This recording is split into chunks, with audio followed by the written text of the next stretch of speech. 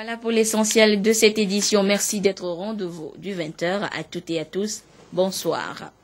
Au palais de la présidence de la République, ce mercredi, le chef de l'État, Faure Sozim Nanyazimbe, a conféré avec un émissaire de son homologue tchadien, Idriss Déby Itno. Le message qui évoque les relations de coopération entre Lomé et N'Djamena est porté par Madame Mariam Marma Nour, ministre tchadienne du Plan et de la coopération internationale. Nous l'écoutons à sa sortie d'audience au micro de Silver Abdou. Nous sommes venus apporter un message écrit à son Excellence Monsieur le Président Faure Gnassingbé de la part de son frère et ami le Président Idriss Déby Itno, Président de la République du Tchad. Et cela rentre dans la droite ligne des concertations permanentes que les deux chefs d'État entretiennent et qui démontrent qu'il existe entre ces deux pays. Et on a donc c'est un message qui parle pour des raisons, donc par rapport à la situation dans la sous-région, en Afrique et dans le monde. Du côté de la primature, c'est l'épidémie Ebola qui était au cœur des discussions entre le Premier ministre Kwesi Sile-Agodzi Ahomezounou et le directeur général de Total Togo. Monsieur Abel Nandiola est allé s'entretenir avec le chef du gouvernement sur les stratégies par lesquelles sa société pourrait soutenir les autorités togolaises dans la prévention de la maladie. Il s'explique au micro de Nathalie Paneguet. Nous avons rencontré Son Excellence Monsieur le Premier ministre ce matin dans le cadre de la préparation éventuelle à faire face à une situation de crise sanitaire, parce qu'on entend parler d'une crise potentielle virus Ebola. Et nous avons discuté avec le Premier ministre pour voir dans quelle mesure nous pourrons aider les autorités en faisant une contribution en matériel de protection du personnel sanitaire pour que, en cas de survenue, les personnels soignants soient correctement équipés pour prendre en charge les cas qui se présenteraient. Donc c'est des kits de protection, juste des kits de protection que nous allons faire venir et remettre aux autorités. Au pays touché par le virus de la fièvre hémorragique s'est ajouté depuis quelques semaines le Nigeria. Et dans la nuit de mardi à ce mercredi, le gouvernement de Lagos a confirmé la mort d'un fonctionnaire de la CEDEAO, portant le nombre des victimes d'Ebola à 3. Une situation qui pousse les Nigérians à rivaliser d'innovation pour se protéger du virus. Regardez. Plus de 1000 morts sur un total de 1848 cas dénombrés en début de semaine selon le bilan de l'Organisation mondiale de la santé. La fièvre hémorragique et Ebola qui sévit en Afrique de l'Ouest depuis 5 mois se révèle de plus en plus menaçante. Aucun cas suspect n'est signalé au Togo, mais les mesures préventives sont chaque jour renforcées dans le but de sensibiliser la population sur les conduites à tenir face à ce mal. Il faut que la population sache que ceux qui sont, surtout à l'intérieur de nos pays, et qui ont l'habitude de vivre des animaux de brousse, savoir qu'en ce moment, il faut qu'on arrête les chasses dans les brousses. Il faut que les gens cessent de consommer les animaux de brousse. Il faut éviter la goutille. Il y a d'autres qui mangent les singes, les chimpanzés, les rats, les chauves-souris. Et donc, surtout, avec la chauve-souris, c'est très important parce que la chauve-souris est un porteur sain. Ici, à l'Estao, l'Église joue sa partition en vue de porter ce message au grand public.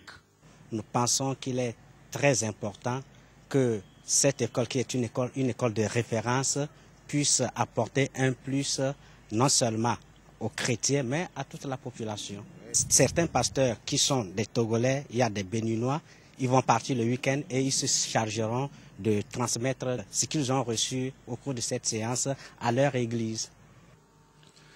La maladie est déclarée hors contrôle dans les pays contaminés, notamment en Guinée, en Sierra Leone et au Libéria. Au risque de laisser le virus se propager davantage, les pays voisins prennent des mesures drastiques. Fermeture de frontières ça et là, suspension des vols avec les pays touchés. Dans les aéroports, les passagers sont systématiquement soumis au thermomètre à infrarouge. Malgré tout, l'épidémie continue de sévir. La vigilance est de mise et à chacun de respecter sans condition les mesures de précaution avec les règles d'hygiène. La transmission d'homme à homme, vous savez que la transmission se fait par les fluides corporels. Pour l'éviter, la toute première et la plus grande mesure, c'est le lavage régulier des mains au savon et à la cendre. Pour l'instant, les USA ont envoyé un sérum encore à la phase expérimentale au Libéria. Mais en très faible quantité, il ne servira selon l'OMS qu'à traiter les médecins infectés. Nécessité alors de renforcer les mesures préventives. Les contrôles doivent surtout prendre en compte toutes les frontières terrestres, vu leur porosité, sans oublier les précautions à prendre pour éviter la transmission par voie animale. Vous venez donc plutôt de suivre la mobilisation des élèves pasteurs de l'Estao dans la prévention contre la fièvre hémorragique au Togo. Je vous le disais donc, au pays touché par le virus de la fièvre hémorragique s'est ajouté depuis quelques semaines le Nigeria. Et dans la nuit de mardi à ce mercredi, le gouvernement de Lagos a confirmé la mort d'un fonctionnaire de la CEDEAO, portant ainsi le nombre des victimes d'Ebola à 3.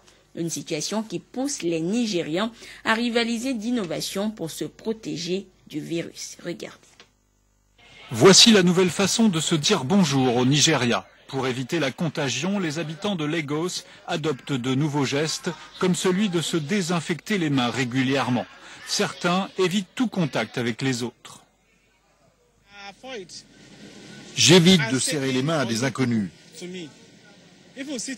Même assis dans le bus, je fais attention.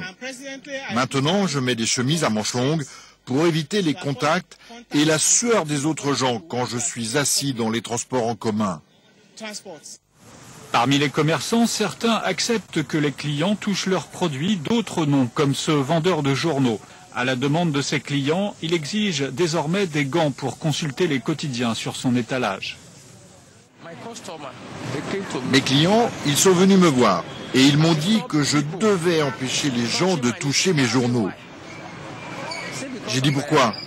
Ils ont dit à cause d'Ebola. Je ne devrais pas laisser les gens toucher mes journaux. Mais à Lagos, beaucoup restent sceptiques sur les risques d'Ebola. D'accord, ils disent qu'Ebola est réel. Mais moi, je ne sais pas. Je suis un Africain typique et je ne crois pas à tout ça. Mardi à Abuja, devant une assemblée de chefs religieux, le président Jonathan a assuré que son gouvernement faisait le maximum pour enrayer l'épidémie. Mais il leur a également demandé de respecter les consignes sanitaires, notamment pour les enterrements, vecteurs de contagion.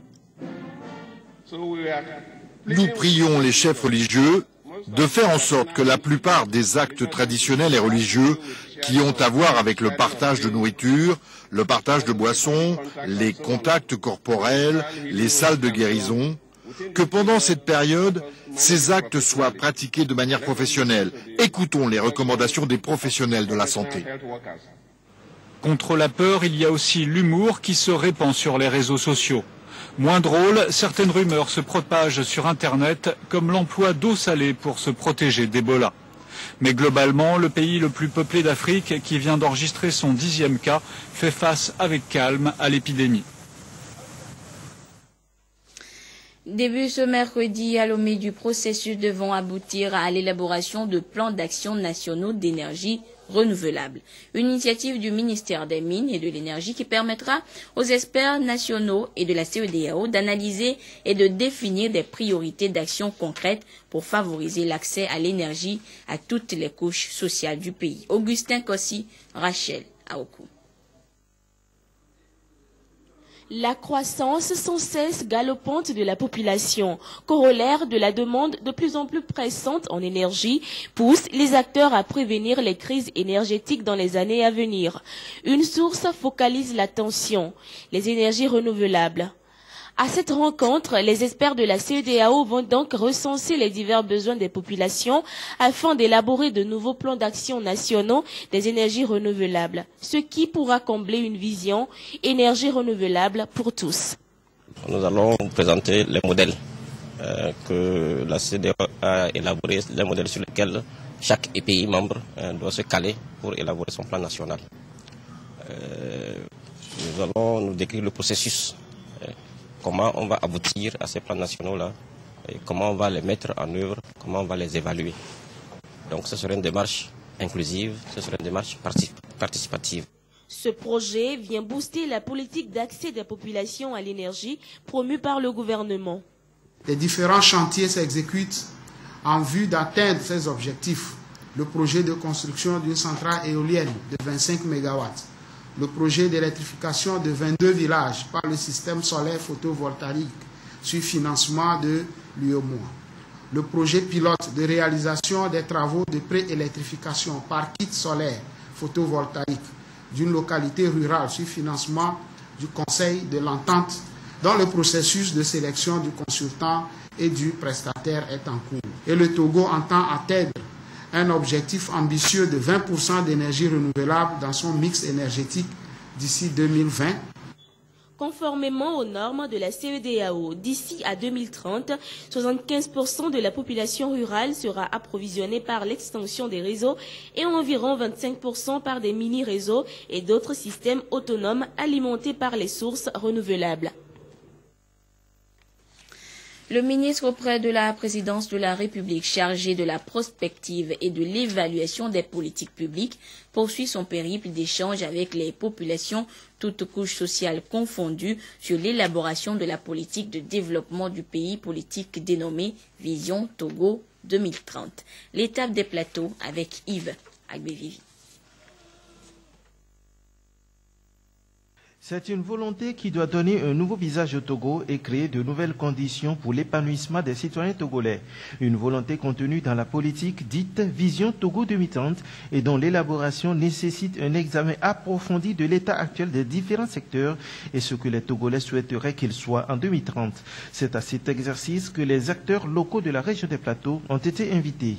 Pour le professeur Kako Nubukwa, responsable du ministère auprès de la présidence de la République, chargé de la prospective et de l'évaluation des politiques publiques, cette rencontre dite de perception doit donner lieu à d'autres activités plus approfondies. Nous sommes là dans une démarche d'humilité qui consiste à recueillir les aspirations de la région des Plateaux.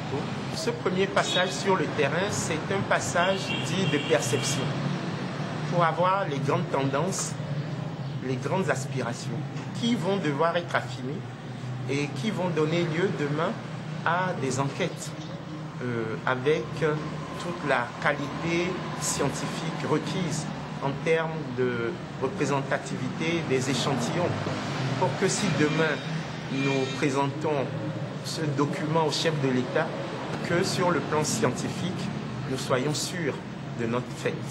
C'est après les régions des Savanes, Karaï centrale que cette rencontre d'information et d'échange se tient à Tapamé et pour le compte de la région des Plateaux.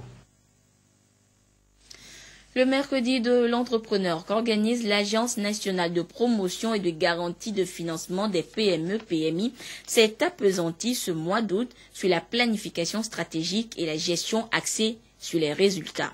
À cette 8e rencontre mensuelle, il est question de donner des outils nécessaires aux opérateurs économiques et aux jeunes entrepreneurs pour une bonne administration de leur entreprise et pour l'atteinte des résultats escomptés. Des précisions avec Gérard Lagoudou et Clarisse Atticlay. Au nombre des éléments qui concourent au succès d'une entreprise, il y a la planification stratégique qui permet d'analyser les forces et les faiblesses, les opportunités et les risques possibles de l'entreprise. Son importance est démontrée ici aux opérateurs économiques et aux jeunes entrepreneurs.